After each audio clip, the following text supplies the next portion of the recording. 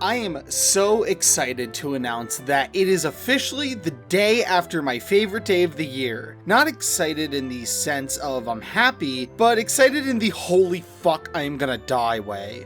December 26th might actually be the most cursed day of the year. Not because it's Boxing Day, no sir, but simply because today is Harvester Day. Since none of you know what that is, allow me to elaborate. Harvester Day is a special day where I am forced to gift someone on my Steam friends list the 1996 point-and-click cult classic Harvester. The keyword there is forced. See, Harvester isn't a normal game.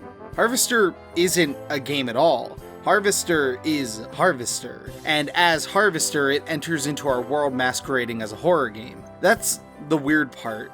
There are just these kinds of games that are similar to it in that vague, unexplainable way. They're things that exist solely off of their own mystery and obscurity, or they're just really fucking bad one way or another. These kinds of titles are ones I hope to cover on a yearly basis whenever the 26th of December comes around, not to entice people to play them, but instead to banish them from this world and destroy their mystique by dragging them into the light and exposing everything about them. Some of these games I love, and some of these games I truly hate, but only one of them am I genuinely afraid of. This is Harvester. This video is going to be strange. The only way to truly combat Harvester is to out-Harvester Harvester, and I honestly don't know what I think about Harvester, so putting that into words is, kind of impossible. But, for those of us who are still attempting to approach this thing like it's a game, I'll give a brief overview of the story to get us started. Harvester tells the story of Steve Mason, a man who wakes up and discovers that he has amnesia. So far so good, we're on the track. This is a fairly normal setup for a horror game. I see you, Harvester, trying to keep up that facade, you silly fucking goose. After confronting a woman claiming to be his mother and a shithead who is supposed to be his little brother, he learns that this is the Midwest town of Harvest. He soon goes to a neighbor's home, and it doesn't take him long to do the entire once-in-a-lifetime by figuring out that this is in fact not his beautiful house, and this is not his beautiful wife. This girl's named Stephanie, and she's pretty much in the same situation that Steve is. So from here, Steve attempts to join a shadowy organization known as the Order of the Harvest Moon, or just simply the Lodge. In all honesty, Steve doesn't really have anything making him join the Lodge. He has no real personal stake in it. He just does so more out of pure, undiluted peer pressure. She's not the only one who wants me to sign on with the Lodge. That's probably the worst thing you could do. You think the Lodge is some kind of trap? I think all of Harvest is a trap. If that's true, maybe joining the Lodge is the way out. Lodge initiation begins simple enough with just filling out and submitting an application form, but as the days progress, the tasks get crueler and crueler as the town of Harvest begins to crumble around Steve. This is a really interesting premise to go off of. Amnesia is an overused plot device, but the plot of Harvester facilitates it in a really fun way. Day 1 is especially notable as you acquaint yourself with the citizens of Harvest and try to peel back the mystery of what exactly is happening here. On Day 1, you also discover that you have the ability to punch anybody at any time whenever you fucking feel like it. Here, I'll try it out right now. What do you say, male kid?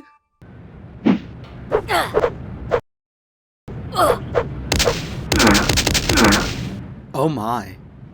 We really are in the Midwest. This is something that Harvester is notorious for. At the time, it claimed to be the most violent game ever made, and I gotta say, for 1996, they really brought it. Something about the gore in Harvester is so odd because it is so obviously fake and silly, but something about its atmosphere just makes you want to look away. I think I'd compare it to watching something like the Guinea Pig movies, where you can tell that this is all obviously fake, unless you're Charlie Sheen, but it's more so the subject matter and the circumstance of the gore that's disturbing you, and less the gore itself. You could honestly write whole thesis papers about the blood and guts and gore of Harvester, but we'll get to that later. For now, that's not really what Harvester Day is about. Pat, play a fucking death reel! What's happening here? Have y'all lost your minds?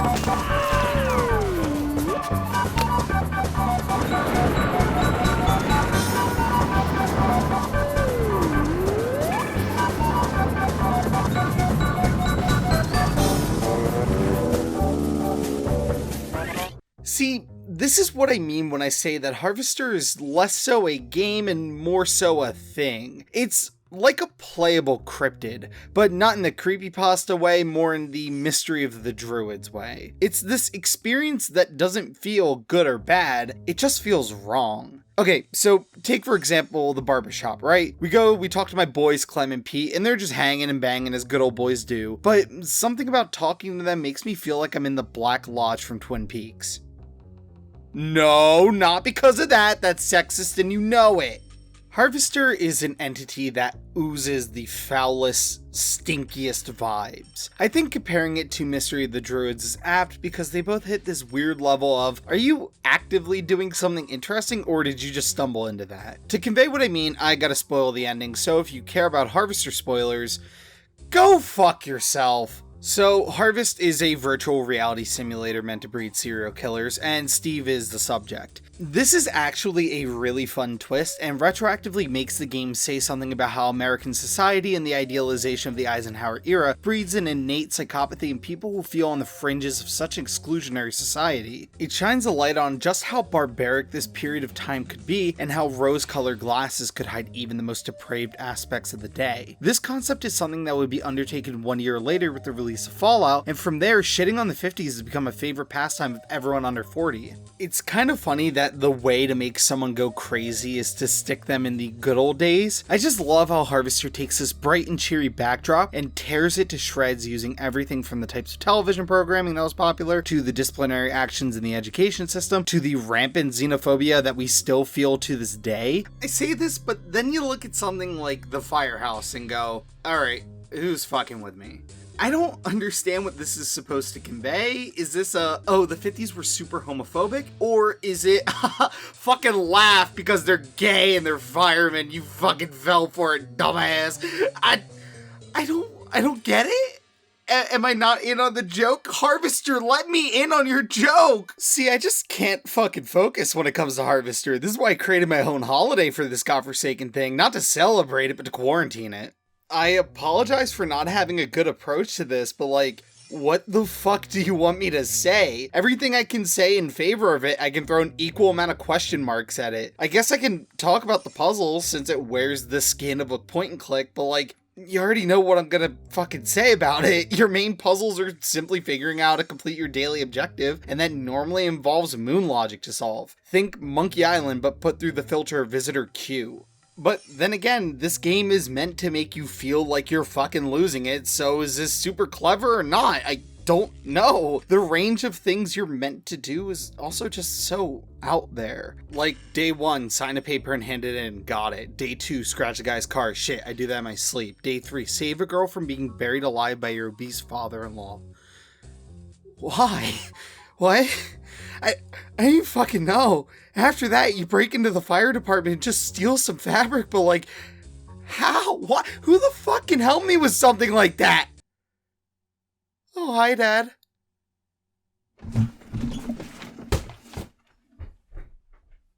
See, I can't talk about anything without it just becoming me rambling about how Harvester is just wrong. I don't really know what to say about Harvester because frankly, I don't think it wants me to say anything about it. But that would be letting this piece of shit win. So let's talk about something I know I can actually dissect. We must discuss him.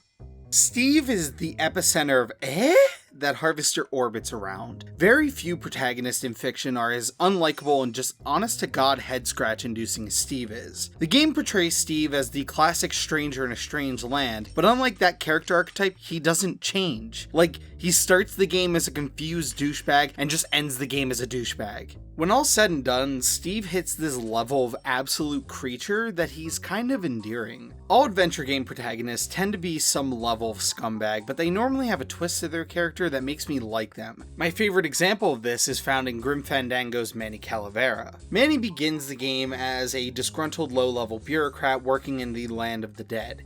He tries to do his best, but isn't afraid of employing underhanded tactics to get what he wants. But over the course of the game, we watch as he attempts to repent for his mistakes and right his wrongs as we see 4 distinct versions of Manny during the different points we check in over his journey. As for Steve, we get 6 days with him and he does not stop being a fucking cunt for a single second. But like like I said, even though he's horribly unlikable, that doesn't mean I don't find him entertaining. So many times during our playthrough, my friends and I were dying at some of the weird shit Steve would say, or just how out there the shit he did was. We've compiled these moments in what I hope will become an annual tradition. That's right, it's time for the Harvester Day Steve Mason Memorial Cringe Compilation. Patrick, roll the footage. I don't mean to, bug you, but I can't seem to remember anything. Will you please just tell me who you are? Mom, Steve is bugging me. Steve, leave Hank alone right now. You're cringe! Office. Yeah, I know, Mr. McKnight.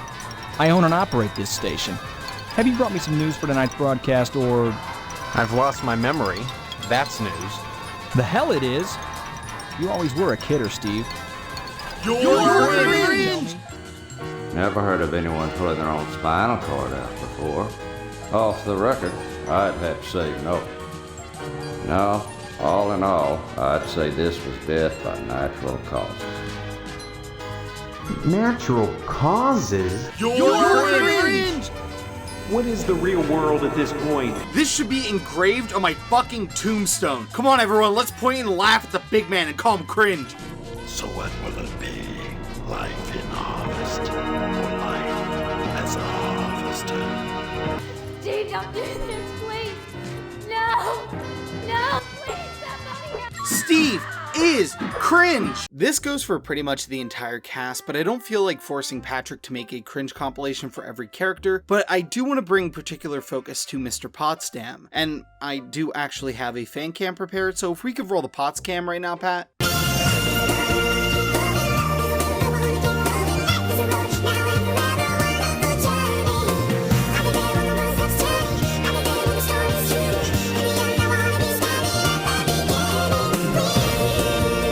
God, I love him.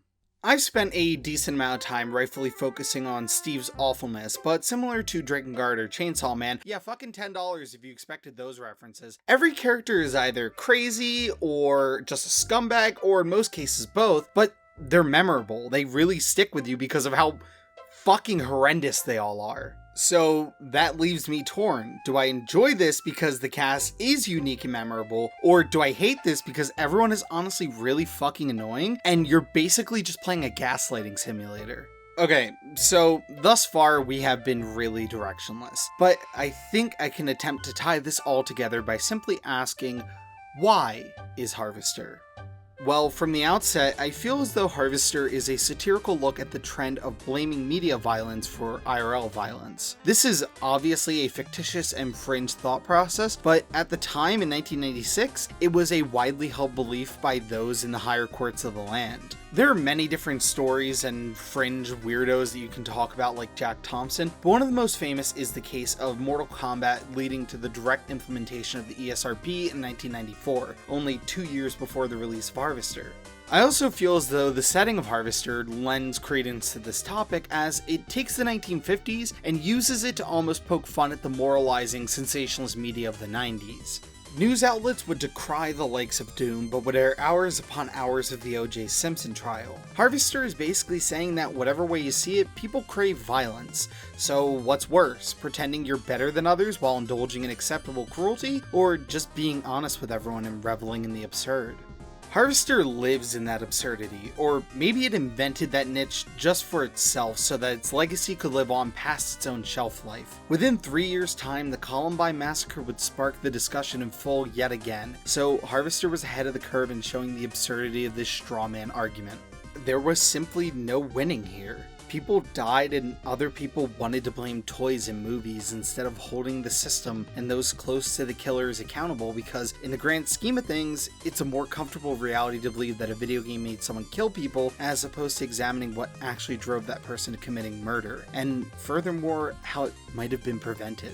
People found solace in shirking the blame onto an inhuman scapegoat, because if they didn't, then they would have to bear the weight of corpses on their shoulders. Media doesn't create killers despite what lobbyists and moralizing weirdos believe. Media shapes perception and conveys the ideas of artists to a receiving audience and is a universal communicator. Even if I'm still not convinced Harvester is a video game, I can't deny that it remains as a piece of art that exists to say something, and even if it's found in an obtuse and honestly honestly really shitty way, the message was still received in full.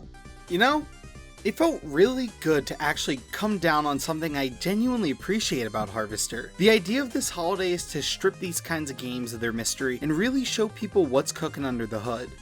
and here I was, thinking that Harvester was some infinite nightmare artifact. What a stupid notion.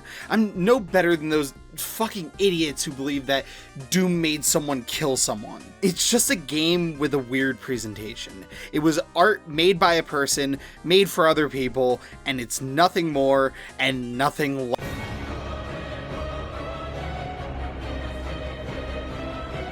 Oh, fuck. I'm gonna be real with you, Teef. I don't think Harvester was actually meant to be analyzed. You know, come to think of it, I remember coming up with this video around March of this year, so I actually think that Harvester, and by extension this video, willed every bad thing that has happened after that point into existence. Which means that this is all my fault, which also means that I gotta fix it.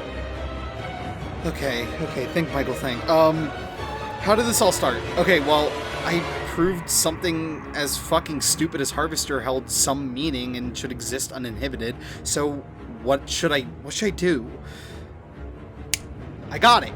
I just have to prove that Harvester isn't real beyond a shadow of a doubt.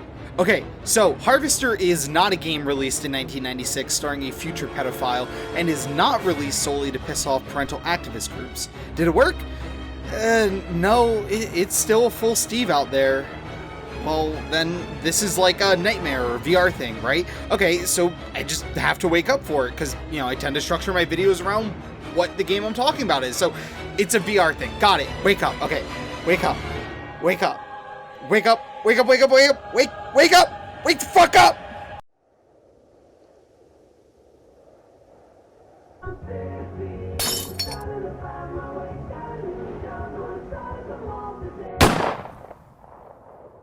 Oh god, I just had the most awful dream. I was uploading monthly and talked about some fucking kids movie, a DS Suda game, and a stupid point and click no one cares about. Also, I think I was addicted to League of Legends. Ugh, I gotta lay off the maple syrup before bedtime. Well, that isn't gonna stop me from enjoying the most sacred of Canada's yearly celebrations, Boxing Day. Oh, holy shit. Okay, I think this is going too deep. I really need to find a way to fucking stop this. Okay, so I think this might work. So Harvester Day only works during the year in which was brought onto the world. So all that means is I have to kill this year for my channel by collapsing it into itself in a montage format, and then subsequently ending this video to lock Harvester away for at least another year. So I don't think I have much time to say this, but I just want to say it's been an absolute hell of a ride, and I thank you so much for joining me over these last 12 months. I hope you all have a safe and happy New Year's, and I'll see you in a all-new Harvester-less year of 2021, I hope, and in our first video, we'll be revisiting the town that started it all. So with limited time left, my name is Michael, and oh god, Steve, no! Oh, I gotta go.